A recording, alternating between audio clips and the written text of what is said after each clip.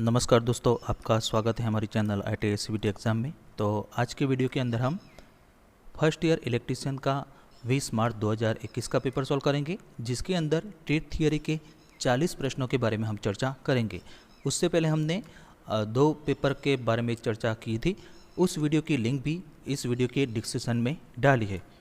तो आज paper number 3, चलो शुरू करते हैं। तो पहला प्रश्न, what is the name of the safety sign, यानी कि सेफ्टी साइन यानी कि सुरक्षा चिन्ह का नाम क्या है। तो दोस्तों यहाँ साइन दिया है और ऑप्शन ए चेतावनी चिन्ह यानी कि वार्निंग साइन, बी अनिवार्य चिन्ह यानी कि मैंडेटरी साइन, सी निषेध चिन्ह यानी कि प्रोहिबिशन साइन और डी सूचना चिन्ह यानी कि इंफॉर्मेशन साइन। तो इसका सही जवाब है ऑप्शन नंबर डी, सूचना चिन्ह यानी कि इंफॉर्मेशन साइन। इसके बाद अगला सवाल, तो दोस्तों इस वीडियो में जो भी प्रश्न ब्लू कलर से हाईलाइट किया है वो प्रश्न हम उससे पहले दो पेपर के बारे में डिस्कशन किए थे, तो उनके अंदर जो प्रश्न था तो यहाँ फिर से रिपीट होता है। तो ये प्रश्न यहाँ रिपीट होता है, what is the full form of BIS, यानी कि BIS का फुल फॉर्म क्या है। तो option A board of Indian standard, B bureau of Indian standard, C board of international standard और D bureau of international standard. तो उसका सही जवाब है option number B, bureau of Indian standard.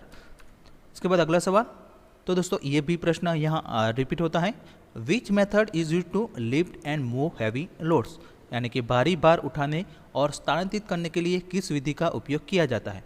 तो ऑप्शन ए विंचेस, बी क्रेन और sling, सी layers और rollers और डी मशीन मूविंग प्लेटफॉर्म। तो उसका सही जवाब है ऑप्शन नंबर बी, क्रेन और स्लिंग्स। इसके बाद अगला सवाल, what is the name of the hammer, यानी कि हैमर का नाम क्या है।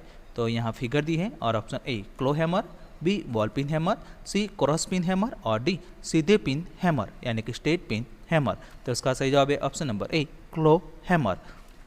इसके बाद अगला सवाल, तो ये प्रश्न भी यहाँ रिपीट होता है, name the part mark x of the file, यानी कि फाइल के एक्स चिन्हित भाग को नाम दे।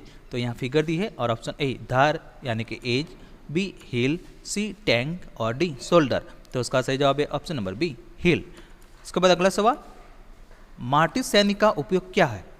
तो ऑप्शन ए लकड़ी में सामान्य छेनी का काम, बी लकड़ी में आयताकार छेद बनाना, सी लकड़ी में जोड़ों को जोड़ना और फिनिशिंग करना और डी लकड़ी की सफाई के लिए नुकीले कोने और हल्की छेनी। तो उसका सही जवाब है ऑप्शन नंबर बी, लकड़ी में आयताकार छेद बनाना यानी कि making rectangular hole in wood.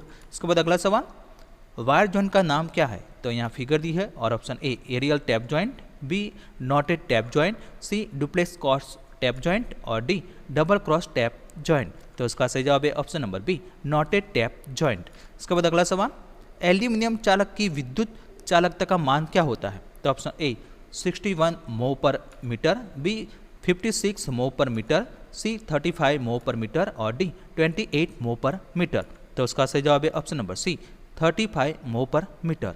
इसके बाद अगला सवाल, तो ये प्रश्न भी यहाँ रिपीट होता है, मोटे अतिरिक्त करंट प्रोटेक्शन के साथ प्रदान की गई केबल का रेटिंग फैक्टर क्या है। तो ऑप्शन ए 1.11, बी 1.23, सी 0.81 और डी 0.707। तो उसका सही जवाब है ऑप्शन नंबर सी, 0.81। इसके बाद अगला सवाल, what is the use of Britannia T joint, यानी कि ब्रिटानिया टी जॉइंट का उपयोग क्या है। तो ऑप्शन ए लाइनों की लंबाई बढ़ाना, बी अंदर और बाहर तारों की स्थापना, सी कंडक्टर पर यांत्रिक तनाव की आवश्यकता नहीं है और डी ओवरहेड लाइनों से सेवा यानी कि सर्विस कनेक्शन को टैप करने के लिए। तो उसका सही जवाब है ऑप्शन नंबर डी, ओवरहेड लाइनों से सेवा कनेक्शन को टैप करने के लिए यानी कि tapping the service connection from overhead lines. इसके बाद अगला सवाल, तांबे के एटम के तीसरे सेल में कितने इलेक्ट्रॉन होते हैं। तो ऑप्शन ए 8, बी 13, सी 18 और डी 29। तो उसका सही जवाब है ऑप्शन नंबर सी, 18। इसके बाद अगला सवाल, ओम के नियम में कौन सी विद्युत मात्राएं संबंधित है। तो option A current, resistance and power, B current, voltage and resistivity, C current, voltage and resistance और D voltage, resistor and current density. तो उसका सही जवाब है option number C, current, voltage and resistance. इसके बाद अगला सवाल, ओम प्रति डिग्री सेंटीग्रेड में प्रतिरोध में परिवर्तन को कौन परिभाषित करता है। तो ऑप्शन ए तापमान का प्रभाव, बी तापमान के नियम, सी तापमान स्थिरांक और डी तापमान गुणांक। तो उसका सही जवाब है ऑप्शन नंबर डी, तापमान गुणांक यानी कि टेम्परेचर कोएफिशिएंट। इसके बाद अगला सवाल, which is inversely proportional to the resistance of a conductor. तो यहाँ ऑप्शन दी है लंबाई यानी कि लेंथ, बी प्रतिरोधकता यानी कि रेजिस्टिविटी, सी तापमान यानी कि टेम्परेचर और डी क्रॉस सेक्शन का क्षेत्र यानी कि एरिया ऑफ क्रॉस सेक्शन। तो उसका सही जवाब है option number D, cross section का क्षेत्र। इसके बाद अगला सवाल, फ्लक्स घनत्व की ऐसा इकाई क्या है। तो option A Tesla, B Weber, C Weber per metre और डी एम्पियर टर्न्स। तो उसका सही जवाब है ऑप्शन नंबर ए टेस्ला। इसके बाद अगला सवाल, ये प्रश्न भी यहाँ रिपीट होता है, एयर कैपेसिटर का उपयोग किस उपकरण यानी कि डिवाइस में किया जाता है। तो option A TV tuner, B oscillator, C loudspeaker और डी रेडियो रिसीवर। तो इसका सही जवाब है option number D radio receiver. इसके बाद अगला सवाल, एसी समांतर सर्किट में इंडक्शन का पारस्परिक क्या है। तो ऑप्शन ए प्रतिक्रिया, बी प्रवेश, सी प्रभावत्व और डी संवेदनशीलता। तो उसका सही जवाब है ऑप्शन नंबर डी संवेदनशीलता। इसके बाद अगला सवाल, ये प्रश्न भी यहाँ रिपीट होता है, एसी परिपथ में प्रतिक्रियाशील शक्ति पी आर का सूत्र क्या है। तो दोस्तों यहाँ ऑप्शन दिए P R equal to V I, B P R equal to √2 V I, C P R equal to V I cos theta और D P R equal to V I sine theta. तो उसका सही जवाब है option number D P R equal to V I sine theta. इसके बाद अगला सवाल, सिंगल फेज एसी सर्किट में फेज विस्थापन यानी कि डिस्प्लेसमेंट क्या है। तो option A 90 degree, B 120 degree, C 180 degree और डी 270 डिग्री। तो उसका सही जवाब है ऑप्शन नंबर ए 90 डिग्री। इसके बाद अगला सवाल, इलेक्ट्रिक चार्ज की इकाई क्या है। तो option A volt, B watt, C ampere और डी कूलम। तो उसका सही जवाब है ऑप्शन नंबर डी कूलम। इसके बाद अगला सवाल, कौन सा नियम सेकेंडरी सेल में कार्य करता है। तो ऑप्शन ए लेंस का नियम, बी जूल का नियम, सी फैराडे का इलेक्ट्रोलिसिस का नियम और डी फैराडे का विद्युत चुंबकीय प्रेरण का नियम। तो उसका सही जवाब है ऑप्शन नंबर सी फैराडे का इलेक्ट्रोलिसिस का नियम यानी कि फैराडे लॉ ऑफ इलेक्ट्रोलिसिस। इसके बाद अगला सवाल, डिस्चार्ज के दौरान लीड एसिड बैटरी की नेगेटिव प्लेट में होने वाली रासायनिक प्रतिक्रिया का परिणाम क्या होता है। तो ऑप्शन ए स्पंज लीड यानी कि पीबी, बी लीड पेरोक्साइड यानी कि PbO2, सी लीड सल्फेट यानी कि PbSO4 और डी लीड सल्फेट प्लस पानी। तो उसका सही जवाब है option number C lead sulphate यानी कि PbSO4। इसके बाद अगला सवाल, सुरक्षित कोल्ड बैंडिंग बनाने के लिए अधिकतम पीवीसी नाली की साइज क्या है। तो option A 12 mm, B 90 mm, C 25 mm और डी 50 mm। तो उसका सही जवाब है ऑप्शन नंबर सी 25 mm। इसके बाद अगला सवाल, नाली पाइप कैसे निर्दिष्ट की जाते हैं। तो ऑप्शन ए लंबाई मीटर में, बी दीवार की मोटाई मिलीमीटर में, सी आंतरिक व्यास मिलीमीटर में और डी बाहरी व्यास मिलीमीटर में। तो उसका सही जवाब है ऑप्शन नंबर डी बाहरी व्यास मिलीमीटर में यानी कि आउटर डाया इन mm। इसके बाद अगला सवाल, सहायक चिन्ह का नाम क्या है। तो यहाँ सिंबल दिया है और option A bell push switch, B two way switch, C one way switch 2 poles और D multi position switch single pole. तो उसका सही जवाब है option number D multi position switch single pole. इसके बाद अगला सवाल, 3 अलग अलग जगहों से एक लैंप को नियंत्रित करने के लिए इंटरमीडिएट स्विच के साथ कितने 2 वे स्विच का इस्तेमाल किया जाता है। तो ऑप्शन ए 1, बी 2, सी 3 और डी 4। तो उसका सही जवाब है ऑप्शन नंबर बी 2। इसके बाद अगला सवाल, BIS के अनुसार सिंगल फेज घरेलू वायरिंग में उपयोग किए जाने वाले कॉपर अर्थ कंटिन्यूटी कंडक्टर का न्यूनतम साइज क्या है। तो option A 3 square mm, B 3.5 square mm, C 2.5 square mm और डी 1.5 स्क्वायर mm। तो उसका सही जवाब है option number D 1.5 square mm। इसके बाद अगला सवाल, पृथ्वी प्रतिरोध परीक्षक किस सिद्धांत पर कार्य करता है। तो option A self induction, B mutual induction, C follow potential method और डी फ्लेमिंग का बाएं हाथ का नियम। तो उसका सही जवाब है option number C follow potential method. इसके बाद अगला सवाल, आई नियमों के अनुसार पावर सब सर्किट के लिए अधिकतम अनुमेय भार क्या है।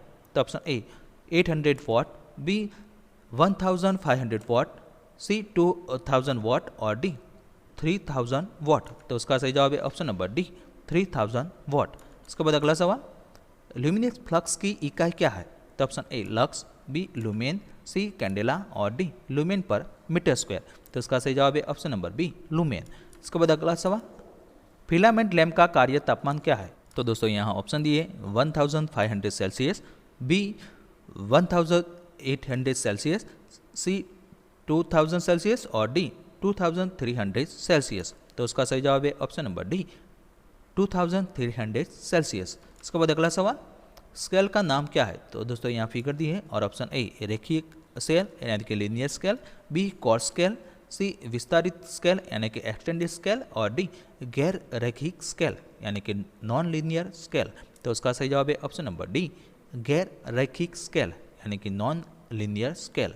इसके बाद अगला सवाल, मीटर का नाम क्या है? तो यहाँ फिगर दी है और option A AC multi range ammeter, B DC multi range volt meter, C AC और डीसी मल्टी रेंज एमीटर और डी एसी और DC multi range volt meter. तो उसका सही जवाब है option number B DC multi range volt meter. इसके बाद अगला सवाल, इंस्ट्रूमेंट में संवेदनशीलता की इकाई क्या है? तो ऑप्शन ए वोल्ट पर ओम, बी ओम पर वोल्ट, सी ओम मीटर और डी ओम पर मीटर। तो उसका सही जवाब है ऑप्शन नंबर बी ओम पर वोल्ट। इसके बाद अगला सवाल, सूचक यंत्र में सूचक को शून्य स्थिति से स्थानांतरित करने के लिए किस बल की आवश्यकता होती है? तो ऑप्शन ए नियंत्रण बल यानी कि कंट्रोलिंग फोर्स, बी विक्षेपित बल यानी कि डिफ्लेक्टिंग फोर्स, सी एयर फ्रिक्शन डैम्पिंग और डी एडी करंट डैम्पिंग। तो इसका सही जवाब है ऑप्शन नंबर बी विक्षेपित बल यानी कि डिफ्लेक्टिंग फोर्स।